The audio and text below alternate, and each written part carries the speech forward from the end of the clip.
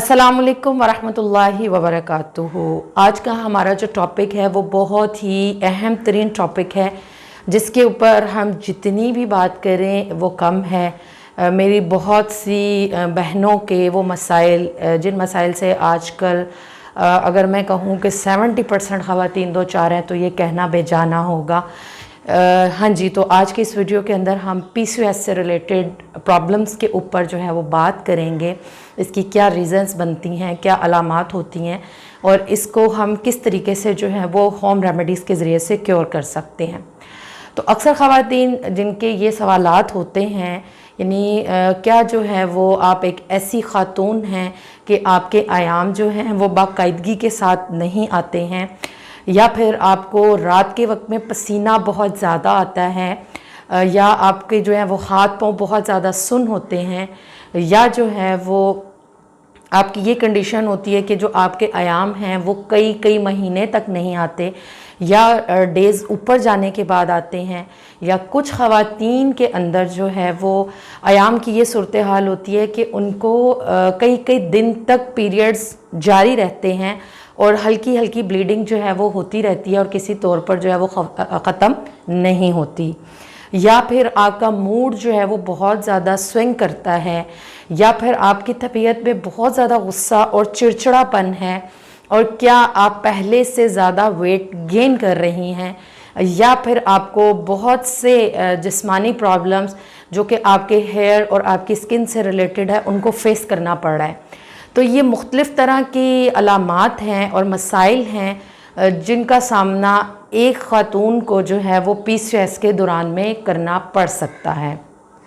PCOS basically क्या होता है, जिसको हम पॉलीसिस्टिक ओवरियन सिंड्रोम बोलते हैं। हर ख़ातून की यूट्रस की राइट और लेफ़्ट जो हैं वो 2 ओवरीज़ होती हैं। उन ओवरीज़ के अहम तरीन काम होते हैं, इनके अंदर जो है वो एग बनते हैं और फिर फैलोपियन ट्यूब्स के ज़रिए से वो यूट्रस तक आते हैं। इसके अलावा इन ओवरीज़ के अंदर जो है वो 2 मुख्तलिफ़ तरह के हार्मोन्स भी बनते हैं, और इन हार्मोन्स में से एक हार्मोन जिसको एस्ट्रोजन और दूसरे को प्रोजेस्टेरोन जो है वो बोला जाता है। एस्ट्रोजन हार्मोन जो है वो इसकी क्या खुसूसियात हैं और ये क्या क्या अफ़ाल सर अंजाम देता है, प्रोजेस्टेरोन जो है इसकी क्या खुसूसियात हैं और ये क्या क्या अफ़ाल सर अंजाम देता है। तो बेसिकली एस्ट्रोजन हार्मोन जो है ख़वातीन के अंदर मेंस्ट्रुअल साइकिल के स्टार्ट होने में अहम तरीन रोल अदा करता है। इसके अलावा हमारी हड्डियों की मजबूती, उनकी ग्रोथ के लिए ये वर्क करता है। हमारी मेंटल हेल्थ के लिए इसका जो है वो अहम तरीन रोल है। इसके अलावा ख़वातीन के अंदर ये हार्मोन जो है जितनी भी ख़वातीन की खूबसूरती के, यानी औरतों के अंदर निस्वानी हुस्न होता है, वो इस हार्मोन की वजह से होता है। प्रोजेस्टेरोन हार्मोन जो है वो इसकी खुसूसियात क्या हैं, इसके क्या अफ़ाल हैं। तो ये हार्मोन जो है वो बेसिकली हमें, यानी ख़वातीन के अंदर जो है वो प्रेगनेंसी के लिए अहम तरीन रोल अदा करता है। यानी एक औरत जो माँ बनने के अमल से गुज़रती है तो वो इस तमाम तर हार्मोन की वजह से उसके अंदर ये तमाम तर प्रोसेस होते हैं।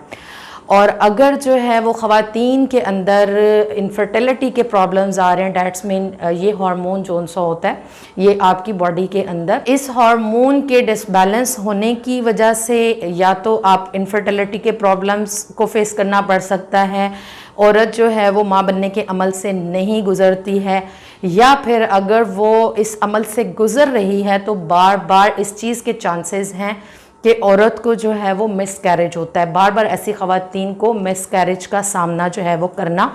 पड़ सकता है।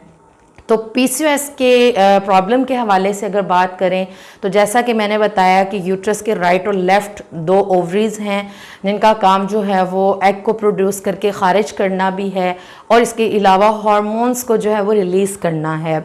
अब होता क्या है कि जिस वक़्त हमारे मिजाज के अंदर बिगाड़ आता है, जिसकी मुख्तलिफ़ रीज़न्स हैं जिनके ऊपर मैं आगे कंप्लीट वीडियो के अंदर आपको आपके तमाम सवालात के जवाबात जो है वो दूँगी, तो उसके अंदर क्या होने लगता है कि जो हमारी ओवरीज़ हैं उनके अंदर छोटे छोटे से बबल्स बनना शुरू हो जाते हैं। यानी कि इनिशियल स्टेज के ऊपर ये होता है और देन आगे जाकर फिर वो बबल्स जो हैं वो आप लोग कह सकते हैं कि बड़े बड़े जोन से होते हैं, अब वो गुब्बारे की तरह की वहाँ के ऊपर जो है वो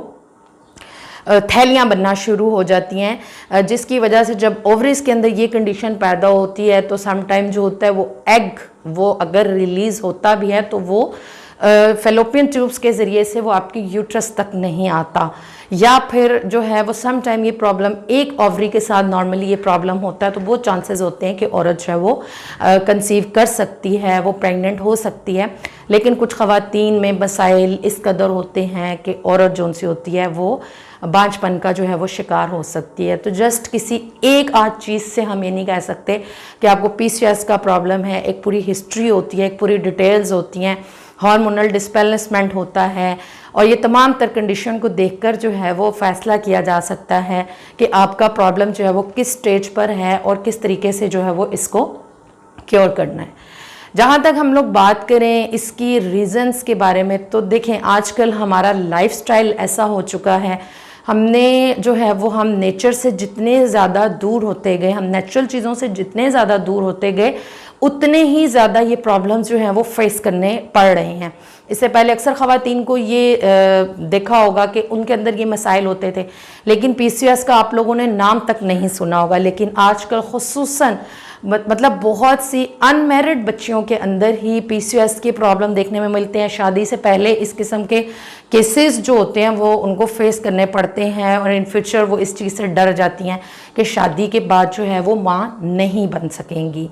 इसके अंदर बहुत बड़ा हाथ जो है वो हमारी डाइट का भी है, हमारा बहुत ज़्यादा जो है वो बाहर का खाना खाना, फास्ट फूड खाना, चिकन का बहुत ज़्यादा इस्तेमाल करना। तो जिस वक्त औरत अपने तबई मिजाज से जो है वो हट जाती है, कोई भी इंसान जिस वक्त वो अपने तबई मिजाज के अंदर रहता है, मर्द अपने मिजाज में रहेगा, फिट रहेगा, स्ट्रॉन्ग रहेगा और बीमारियां उससे दूर रहेंगी। औरत अपने तबई मिजाज के अंदर रहेगी, फिट रहेगी, स्ट्रॉन्ग रहेगी, बीमारियां उसके करीब तक नहीं आएंगी। ठीक है, होता यही है, प्रॉब्लम्स तब से ही शुरू होती हैं जब हमारे मिजाज के अंदर बिगाड़ आना शुरू होता है।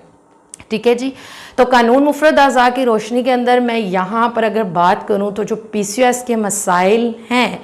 ये अब इसके अंदर कोई एक हम ऑथेंटिक ये नहीं बता सकते, क्योंकि हमने बहुत सी ख़वातीन के अंदर ये देखा है कि ये गुद्दी उज़लाती से लेकर असाबी उज़लाती तक भी हमें केसेस मिलते हैं। यानी अगर हम नब्ज़ के मुताबिक बात करें तो ऐसा नहीं है कि सिर्फ गुद्दी उज़लाती मिजाज के अंदर ही हमें ऐसी ख़वातीन मिली। बहुत से ऐसे केसेस होते हैं कि इसके अंदर सबकी हिस्ट्री के वाइज, यानी कुछ ख़वातीन के अंदर अगर मोटापे वगैरह की शिकायत होती हैं, जिसके अंदर फिर कई कई दिनों तक आयाम का ना आना, चंद महीनों का गुजर जाना, या किसी मेडिकेशन के ज़रिए से ही पीरियड्स का लेकर आना, और कुछ ख़वातीन के अंदर मुसलसल कई कई दिन तक जो है वो पीरियड्स का जारी रहना, इस किस्म के मसाइल देखने को मिलते हैं। कुछ ख़वातीन इसके अंदर ऐसी भी होती हैं जो कि बहुत स्लिम और स्मार्ट होती हैं और उनको उस तरह के प्रॉब्लम्स नहीं होते जिस तरह के एक मोटापे वाली ख़वातीन के जो मिजाज होते हैं, उस तरह के इनके अंदर मिजाज नहीं पाया जा रहा होता। तो डिफरेंट टाइप की उसके अंदर हिस्ट्री होती है, तो पेशेंट की हिस्ट्री के मुताबिक और उसकी नब्ज़ के मुताबिक इसका इलाज किया जाता है। तो मैं यहाँ पर यही कहूँगी कि सबसे पहले यहाँ पर जो है कोई सा भी गुद्दी असाबी मुहल्लिल, यानी यहाँ पर तहलील करके जो मवाद वहाँ पर रुका हुआ है वो जस्ट जो है वो, अगर वो पानी की थैलियाँ हैं या वो पानी के साथ किसी एसिड के रुक जाने की वजह से वहाँ पर थैलियाँ बनी हुई हैं, उसके मिजाज को ठीक कर दें, इंशाल्लाह प्रॉब्लम्स जो हैं वो सॉल्व हो जाएंगे। और अल्हम्दुलिल्लाह 100% इसका ट्रीटमेंट होता है, ऐसी बात नहीं, हमने बेशुमार केसेस ऐसे ठीक किए हैं। ठीक है, और उसके अंदर जो है वो मरीज़ की तमाम तर हिस्ट्री को और उसकी इन तमाम तर डिटेल्स को सामने रखते हुए इलाज करें। सबसे पहले यहाँ पर जो है वो उस जो भी मवाद रुका है उसको तहलील कर दें, और उसके बाद जो है वो कोई सा भी उज़लाती मुहर्रिक जो है वो वहाँ पर उसको इस्तेमाल करवा दें, तो इंशाल्लाह प्रॉब्लम जो सा होता है वो सॉल्व हो जाता है। मैं यहाँ पर आप लोगों को एक नुस्खा जो सा शेयर करूँगी, बहुत ज़्यादा जो है वो मुजरब नुस्खा है। अल्हम्दुलिल्लाह बेशुमार ख़वातीन को जो है वो इससे फ़वाइद हासिल हुए। तो उसके लिए जी करना क्या है, हल्दी है, मुलट्ठी है, सौंफ है, दाना मको है, रेवंत चीनी है, रेवंत खताई है। ठीक है जी, ये 6 इंग्रेडिएंट्स मैंने आप लोगों को बताए हैं। इनको इक्वल क्वांटिटी के अंदर रेडी करना है। अब चाहे तो कहवे की सूरत में मरीज़ा को इस्तेमाल करवा दें, या फिर जो है वो सुबह शाम 1000 mg का कैप्सूल या 500 mg का उसकी एज और उसकी प्रॉब्लम के अकॉर्डिंग आप इस्तेमाल करवा सकते हैं PCOS की ख़वातीन में, ठीक है। तो ये मैंने आपको जो उसका रुका हुआ मवाद है उसको तहलील करने के लिए ये नुस्खा मैंने आपको बता दिया। मज़ीद भी स्टेप बाय स्टेप उसको आगे लेकर चलते हैं। बहुत सी ख़वातीन को जो है वो इसके लिए मुख्तलिफ़ तरह का जो शानदार तैयार करके उसमें आब्ज़न भी करवाया जाता है, जो कि एक लंबी चौड़ी डिटेल्स है, जो कि एक हम वीडियो लेक्चर के अंदर अगर इस पर बात करना चाहेंगे तो ये बहुत लेंथी टॉपिक हो जाएगा, ठीक है जी। इसके अलावा ख़वातीन के अंदर इस चीज़ का उनकी डाइट प्लान जो है वो कैसी होनी चाहिए और जो है वो उनका लाइफस्टाइल कैसा होना चाहिए, एक्सरसाइज का, चलने फिरने का अहतमाम होना चाहिए। उसके अंदर जो है वो अपने फ़ैट को साथ साथ बर्न करना जाना, अपनी कैलोरीज़ को बर्न करना, ये चीज़ें बहुत ज़्यादा ज़रूरी हैं। योगा कर सकते हैं, माइंड को रिलैक्स करने के लिए ऐसी चीज़ें जो कि अपने लाइफस्टाइल में ऐसी चीज़ों को अपनाइए कि ये तमाम तर प्रॉब्लम्स जो हैं वो दूर होती चली जाएं। तो इंशाल्लाह नेक्स्ट वीडियो के अंदर PCOS की ख़वातीन के लिए डाइट प्लान कैसा होना चाहिए, लाइफस्टाइल कैसा होना चाहिए और क्या क्या चीज़ें अपनानी चाहिए, किनको छोड़ना चाहिए, इंशाल्लाह नेक्स्ट वीडियो में हम इस पर भी बात करेंगे। आज के लिए जो डिटेल्स थी मैंने आपके साथ शेयर कर दी। उम्मीद करती हूँ कि इस वीडियो से आप लोगों का भरपूर फ़ायदा होगा। बस मेरे लिए इतना कीजिएगा कि मेरे चैनल को सब्सक्राइब कर लीजिए, घंटी के बटन को प्रेस कर लीजिए, वीडियो को लाइक और शेयर कर दीजिए। अस्सलाम वालेकुम वरहमतुल्लाहि वबरकातुहू।